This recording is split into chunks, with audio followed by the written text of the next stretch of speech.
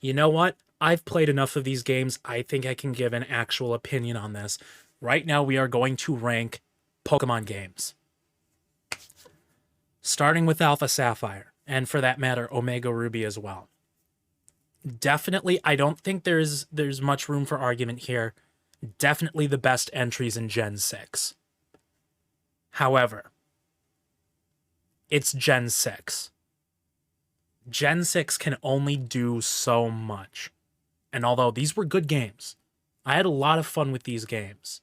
I liked how they iterated on what Gen 6 started, how they refined the engine, and how they included a lot of really cool mega evolutions. But it's only Gen 6. It can only be so good. So those two get B tier. Red, blue, and green S tier. From a functional standpoint, from a functional and game design standpoint, Generation 1 is the worst generation. I'm going to say that again. From a game design standpoint, red, blue, and green are the worst in the series. Because although they pioneered the Pokemon formula and set the groundwork for what it would become, they do not hold up to today's standards, and they are functionally broken games. Critical hits are tied to speed. Special, there's no special split. Severely limited move pools. And Psychic type is a broken type. You have proved me wrong. Where are they? Okay, red, blue, and green. To be fair, to give them their credit, I still had a lot of fun with Gen 1 when I played it. But I had fun with Gen 1 in spite of its shortcomings, not because of them. And again, to be fair, even though Gen 1 is the worst, Gen 2 is not that much better. A lot of what was wrong with Generation 1 was not fixed with Generation 2. Psychic type was nerfed a bit with the addition of Dark type. Yeah, Yellow was the version I played. And if you were to play any of the Generation 1 games, I would say play Yellow. Just like for Generation 2, I would say play Crystal. But I would not go and recommend that people play these games as their first Pokemon game. Okay, Generation 3. Pokemon, let's see, where is it? Ruby and Sapphire. They're fine. They're fine. They are, I will say, objectively, they are the worst games in Generation 3. But that's not to say they're bad. That's just to say that Fire Red and Leaf Green and Emerald are much better. And as such, they belong in B tier. Actually, I would say Fire Red and Leaf Green. No, never mind. They don't quite belong in a tier above Omega Ruby and Alpha Sapphire. Not quite. Oh, you've only ever played Generation 1? I would strongly recommend trying a generation I will mention later. So Generation 4, Gen 4 games. I'm gonna be honest. I was not a fan of Sinnoh. I'm gonna repeat that. I was not a fan of Sinnoh. Especially original Gen 4 Sinnoh. Diamond and Pearl Sinnoh. The pacing of the game feels like it takes way too long to take off, and the availability of fire types is abysmal. You have the starter, and you have the Rapidash line, maybe Houndoom, and unless you're playing Platinum, that's it, I think.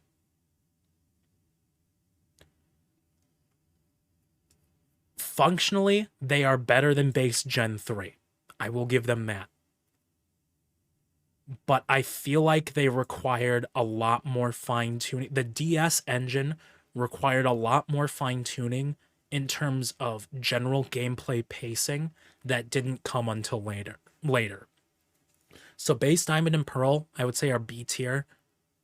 And I would say Heart Gold, Soul Silver, and Platinum, just from a functional standpoint, just barely squeak it into A tier. In terms of story, I would say Heart Gold and Soul Silver are way overrated.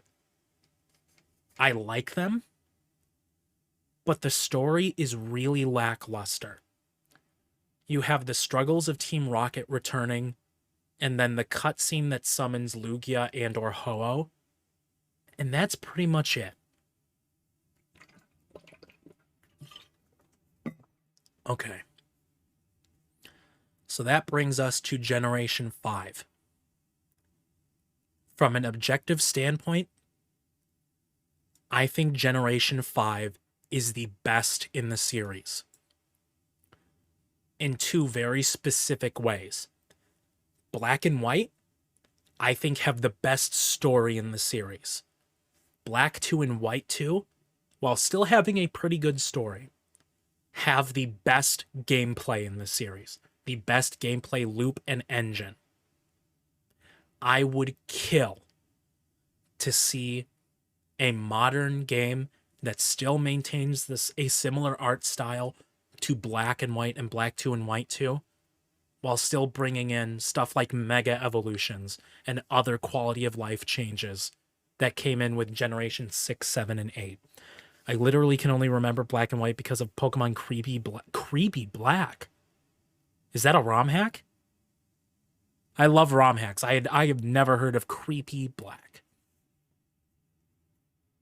But if you like ROM hacks, I would strongly recommend Blazing Emerald. Brings in a lot of regional variant forms, but that's not what we're talking about right now. I strongly recommend Blazing Emerald, best ROM hack I've ever played. But as for Generation 6, the rest of Gen 6, X and Y had a lot of potential, being the first 3D entries in the series, and it feels like there could be something really special with the plot, with the with the philosophical question that Lysander brings up, with what might become of the world if if the status quo is maintained. However, I don't think that specialness ever really gets developed. Not to mention, it doesn't hold up by today's standards. So although gameplay-wise I enjoy them more than Ruby and Sapphire, I don't think they make it above C tier. Which brings us to Gen 7. I always have a rough time pinning down my thoughts on Generation 7. I think the games hold your hand way too much. And at least in Sun and Moon, I don't find the story very engaging. However, the gameplay is some of the best in the series. I would say only beaten out by Generation 5. And quite simply, I like the story changes they made to Ultra Sun and Ultra Moon more than the original for Sun and Moon. But that's not saying a whole lot because they didn't change all that much. I think that Ultra Sun and Ultra Moon coming out as soon as they did after Sun and Moon was a bad idea. It was commercially a bad idea to repackage a story that was about at least 75% the same as the last games you shipped out, putting the player through that experience again with only a few changes, and then selling that in two whole different packages, I think was a dumb idea that the Pokemon Company did. I think it would have been a lot smarter if they had put a remake in between those two, but they didn't. Instead, what they gave us were Let's Go Pikachu and Let's Go Eevee afterward. Now, while the art style of these games, I think is really it's nice. It's a nice medium between the high fidelity graphics that the Switch is capable of and what we know and love from Generation 7. And I like how they incorporated Let's Go style gameplay to the traditional formula. But these games are way too easy. And because of that, I cannot recommend them over... I just simply can't recommend them over Fire Red and Leaf Green in how you experience Kanto for the first time. Sword and Shield are not on this list, but I'm going to talk about them anyway. I know this is an unpopular opinion, but I enjoyed Sword and Shield. I really like the quality of life changes in terms of building competitive teams that they added to the game. Quite frankly, building a competitive team has never been easier than before. Hold on, let me restructure that sentence so it makes sense. Building a competitive team in Sword and Shield is the easiest it has ever been. And I really like that they did that in Sword and Shield. I don't think the story is boring. Not as boring as X and Y. And I like how they embedded the gym challenge into Galar's culture much more seamlessly than they had done ever before.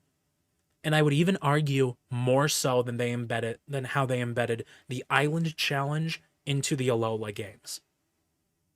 However,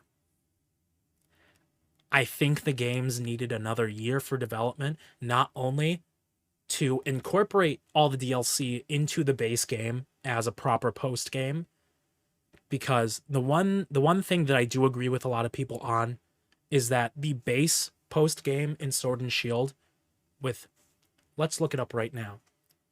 Sword Word and Shieldbert. These two characters, they fucking suck. Just look at this character design. Really? That's the best you could come up with, Game Freak? Two guys in suits, colored like the game's logos, with hairstyles that look like the game's logos. That's the best you could come up with?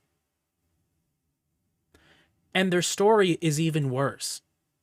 Their story is pretty much, oh, we want to be the kings of Galar, so we're going to cause mischief and delay. That's it? I paid $60 for this? No.